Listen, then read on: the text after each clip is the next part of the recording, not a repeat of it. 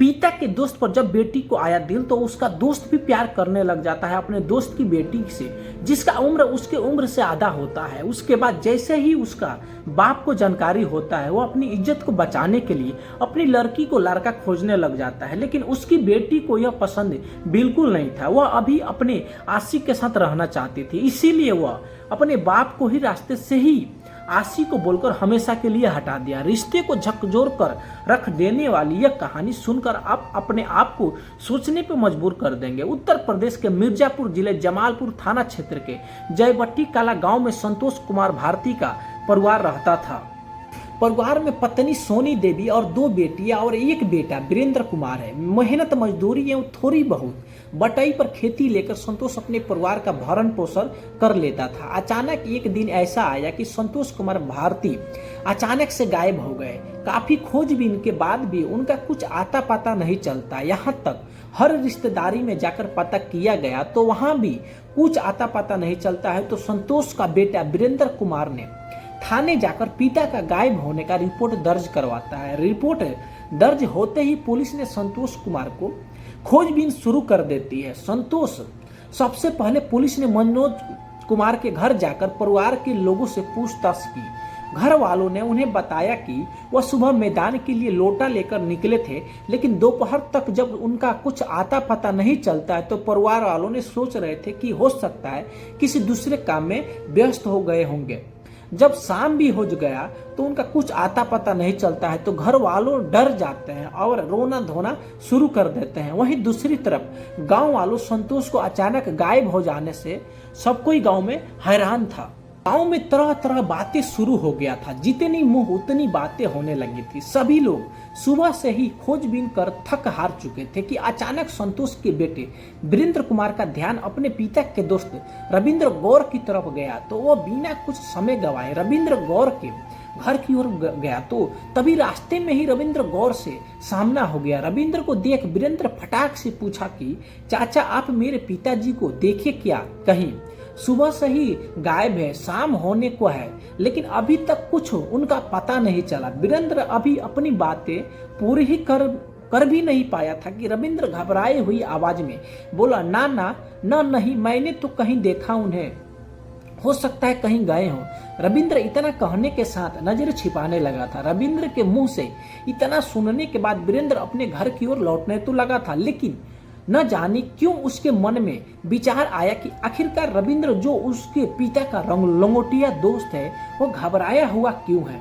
मन में उठ रही आशंकाओं को हिलोर शांत नहीं हुई तो वीरेंद्र घर आने के बाद सीधे जमालपुर थाने पहुंच गया।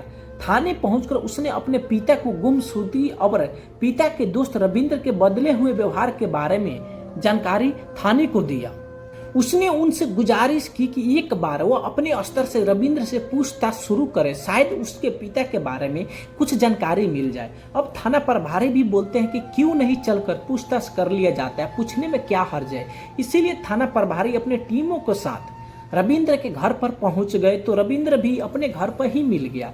उसके बाद पुलिस पूछताछ शुरू करती है तो ऐसा लग रहा था कि रविंद्र कुछ छुपा रहा था और वह जब वो बातें बता रहा था तो उसकी आवाज भी लड़खड़ा रहा था, बल्कि वो नजर भी छिपा रहा था। उसके बाद थाना प्रभारी सख्ती से पूछताछ करते हैं। तब तक गांव के लोग इकट्ठा हो जाते हैं।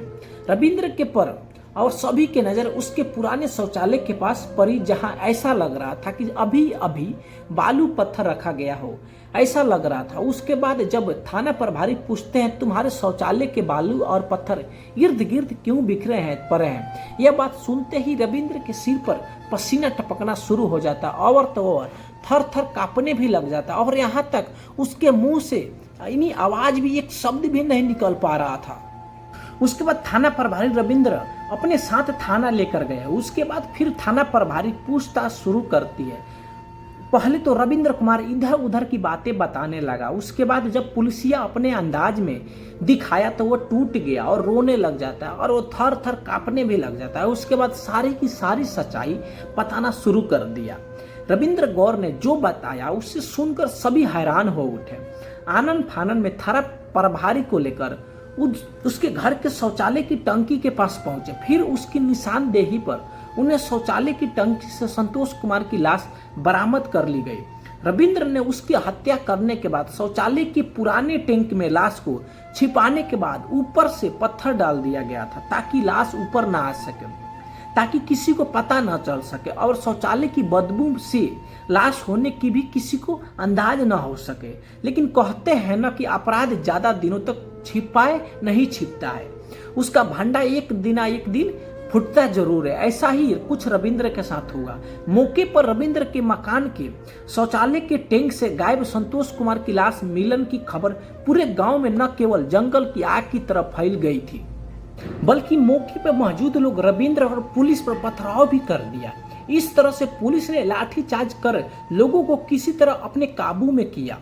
फिर जब थाना प्रभारी रविंद्र गौर से पूछते हैं कि आखिर अपने सच्चे मित्र मारने के कारण क्या था, इसके बाद रविंद्र गौर ने जो कहानी बताया उसे सुनने के बाद आपके पैरों तले जमीन खिसक जाएगी।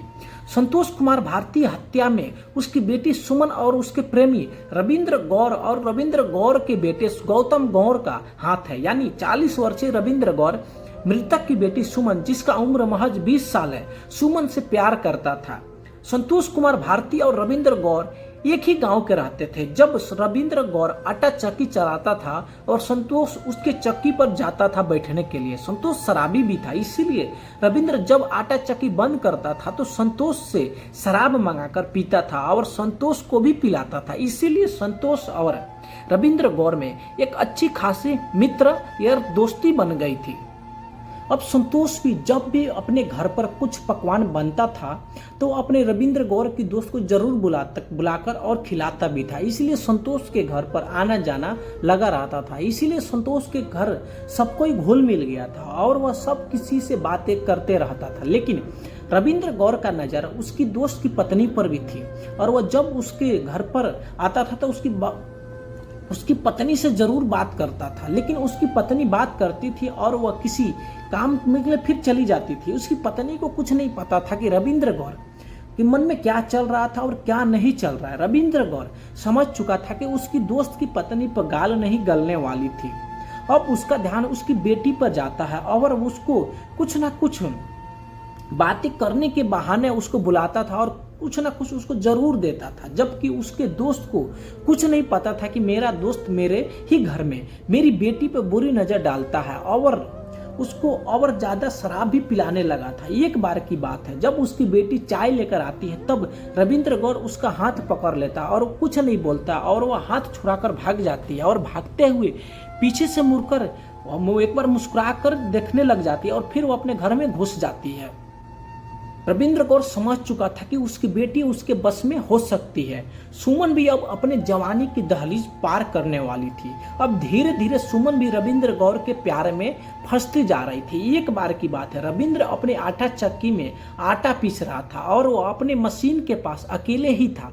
सुमन भी आटा लेने के लिए पहुंच जाती है। रविंद्र देखते ही उसको खुश हो जाता है और जैसे ही अंदर आती है तो रविंद्र देखते ही उसको पकड़ लेता है। सुमन कुछ बोलती ही नहीं है, फिर बोलती है कि अंकल जी छोड़िए, कोई देख लेगा तो लेने की देनी पड़ जाएगी। फिर रविंद्र, आज कुछ मत बोलो मेरी जान, इसी दिन का मुझे इंतजार था। उसके बाद सुमन रविंद्र गौर का नंबर ले लेती है और आटा लेकर चली जाती है। रविंद्र आज इतना ज्यादा खुश था कि मानो कि उसके जिंदगी में सब कुछ मिल गया हो और रविंद्र कॉल आने का इंतजार करने लग जाता है। जैसे ही शाम होता है उधर सुमन मौका पाकर कॉल करती है रविंद्र के पास। अब इन दोनों के बीच बातचीत शुरू हो जाता है। जब भी सुमन को मौका मिलता था तो रविंद्र को बुलाकर उसके साथ शारीरिक संबंध बना लेती थी और ऐसा ही सिलसिला बहुत दिनों तक चलता रहता है। अब इन दोनों के प्यार के चर्चे पूरे गांव में आगे की तरफ फैल गया था।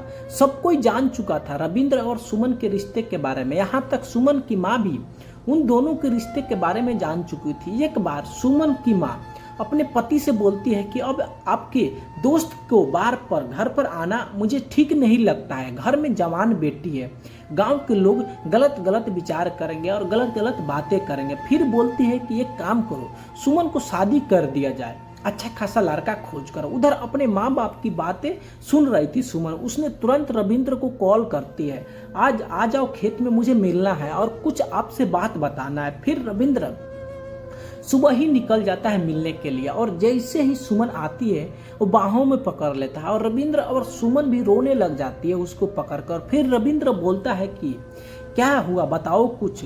फिर बोलती है कि मेरे माँ बाप शादी के लिए लड़का खोज रहे हैं, मुझे अभी आपके साथ रहना है, मुझे अभी शादी नहीं करना है, कुछ ना कुछ उपाय करो कि मेरा शादी अभी रुक जाए, अभी 3-4 साल आपके साथ रहना है। फिर रविंद्र बोलता है कि तुम टेंशन मत करो, मैं कुछ ना कुछ उपाय और रास्ता जरूर निकालूंगा।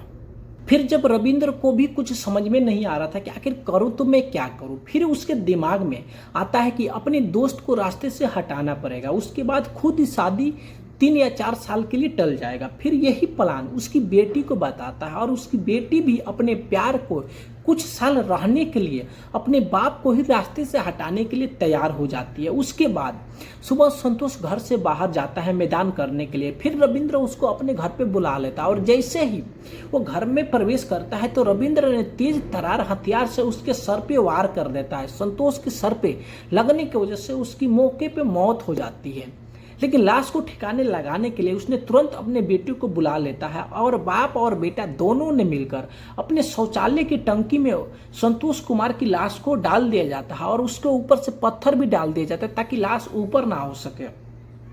लेकिन रविंद्र गौर को ये पता नहीं था कि कानून का हाथ बहुत बड़ा लंबा होता है। आखिर ने पुलिस को इस मर्डर केस में खुलासा कर ही दिया। उसके बाद पुलिस ने रविंद्र गौर को और संतोष कुमार बेटी को और उसके साथ रविंद्र गौर के बेटे को कोर्ट में पेश किया जाता है और वहीं से तीनों को जेल भेज दिया जाता है।